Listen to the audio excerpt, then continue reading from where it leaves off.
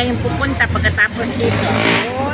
Ay, kilala ka na nila, oh. Oh, alam nila kung oras yung pagkain nila, nakaabot na sa akin dito. Pati doon sa site, sabi pang ating lote, 25 yung pinapakain namin Oh? doon. Kasi ginibahan yung mga ginibang bahay, iiwan na ng mga may-ari, iniban doon yung mga pusa. Ayun, kami na nagpapakain. Ngayon, alam nila kung oras yung dating namin. Nandoon na sila. Ano na, nakabang na. Ito rin, kanina pa nakakabang sa akin itong mga to. Ilan sila dito? Siyam yung mga yan eh. Yung dito. Minsan, iba, hindi lumalabas. Ano sila, pito ngayon. Kahit umuulan mo yan, kahit lakas-lakas na ulan, pasang-basa ako, hindi ako sa ulan. Kaya pinapagkapa umuulan, yung may mga yung mga nasa kalye. Sa ilalim ng sasakyan namin sila pinapakain, hindi na lang malalaking karton. Doon namin pinapasukan. Pwede kitang may sali sa video. Kayo. Ah, sige. Siya nag-aalaga ng mga pagkain ng mga hayop dito na gala kung saan ka pumupunta, no? Oo, nung umiikot ako. 60 ang pinapakain kong galang pusa. 25 na stray dogs. Tapos sa bahay ko may 35 na dogs and puppies. Dalawang puti. Yun ang Tapos may mga kami din, may mga shelters din kaming pinagdadalan. Pagka, kaso ngayon punuan ng mga shelters. Kaya kami mga kaya dyan muna sila sa mga pinapakain namin. Sa mga sangama sidewalks. Kaya yung mga asong ganyan. Yun, alam na nila yung time na darating ka.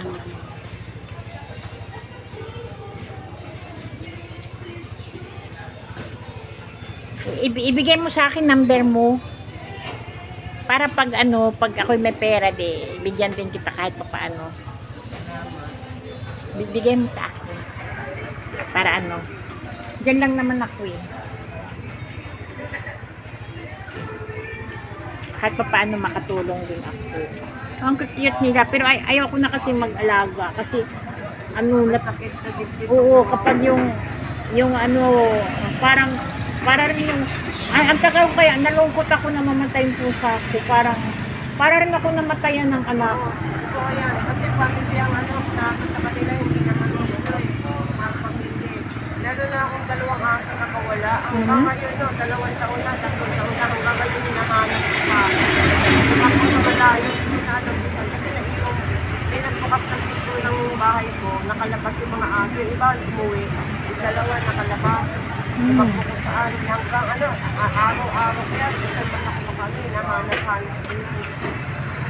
Pinapost ko pa sa Facebook kung baka may makita ang iba yung aso. Hindi na nakabalik.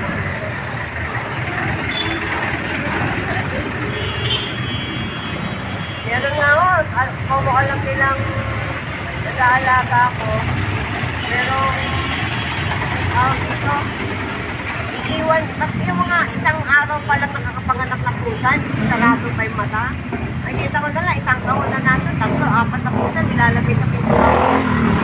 Hindi ko na mapabuhay, bumibili pa ako ng puppy love na, yung goat's milk. Tapos, pinapadede ko sa kanila. Minsan, di ko na nga nabubuhay kasi sa 1 day old pa lang eh.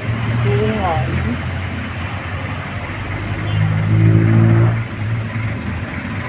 Iba mga puti, pinaglalaro ng mga bata, tapos pinatapon sa ilog. Oo. Ay, bumababa ako sa ilog, namulusong ako, kinukuha ko. Pag hindi ko masungkit, masyado ng malayo, namulusong ako, bumababa ako sa ilog, kinukuha ko yung mga yan. Minsan may aso naman, nakahulog sa ilog. Umusong din ako, dito kasi aso. Nakaawa ko kasi. Oo, parang mo na yun, parang anong tawag, mission mo na. Oo. Minsan lang, kasi mag-away pa ako. May mga aso, kasi may mga inaabanto ng mga aso, ng mga owner. Kasi nakatali sila, ang iksi nagtali. Tapos di na makaupo yung mga aso, hindi makahiga. Kasi ang sobrang iksi nagtali. Kakausapin namin may minsan nagkakipag-away pa kami. Yun ang naman, yung ginagawang tagabantay lang ng mga doon, sa ilalim ng ilog, sa pagkaitan, mga kasasulit. Oo, no, pag maano na. Pinaparescue namin yun. Tinatawag namin sa mga rescuer, huli nyo itong aso ko.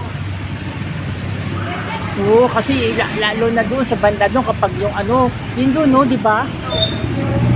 Ginagawa ko eh, tagapantay lang yung ano, tapos hindi naman napapakain. Yung kapatid ko, meron ng kapatid, doon naman sa trabaho nila, may kantin. May mga alagang, tuta. Oo. May kantin ho yun pero hindi napapakain yung mga tuta. So pag break time nila, sila mga magkakapisina, dinadala nila ng pagkain yung mga tuta doon. Ganun din ang kapatid ko, nagpapakain din sa opisina niya. Minsan bibili ko dog food dyan sa dahil sa Manila. 2 kilo. Pag-uwi ko, kalahating kilo na lang yun. Kasi lahat ng padaanan ko, dinagyan ko ng dog food. O kaya cat food. Kaya ganun ang namin. Saka hirap ako. Dati kasi may helper ako, 4. Oo. Nanakawan ako. Kaya dinispatch ako na. Kaya ngayon ako na lang naglilinis. 5 units yun sa bahay namin. Ako naglilinis. Naglulugas ng mga pinagkainan ng mga yan. Naglilinis ng dumi nila. Nagdidisinfect. Dinidisinfect nila para malinis sila. Kasi may mga iba, may mga sugat para wag kayo. Nakakot ko pa yan. Alas 2, alas 3 ako natutulog. Gising ako na alas 6. Oras ng tulog ko sa isang araw. Araw-araw. Kain ako alas 4 ng tanghalian ko, alas 4 ng hapon. Kain ako ng hapunan. Alas 12, launa ng madalang araw. Araw-araw. Kailan ka nagsimula na magpakain ng mga hayop? Nag-umpisa ako magpano, 1983. Oh, 1983? Nag-umpisa yan sa kapatid ko, yung meron siyang inata. Pero kasing aso ang kapatid ko, 2 breed. Isang Basset Hound, yung parang gigil, at isang Japanese breed. Namatay, sabi ng sister ko, ayoko na mag-alaga. Kasi nga masakit na sa loob eh. Tapos yung aso ng kapitbahay namin, minsan binigyan niya ng sandwich. Hindi na umalis doon na araw-araw, doon na pinupuntahan na siya. Kasi binigay na sa amin ng kapitbahay namin, nagkaanan namin. Doon na nag-umpisa yung nagpapakain kami ng mga street na gano'n. Sa kapatid ko nag-umpisa. Ito, iba kasi yung pagkain ng aso, iba yung pagkain ng Ito sa aso. Ayun. Ito ang kain ng baboy sa kasarsa.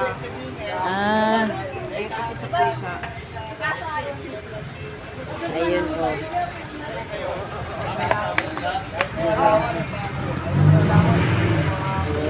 Iba sa aso yan. Naman yun. Oh, kain na. Oo. Tingin pa siya, oh. Huwag kayo mag-away.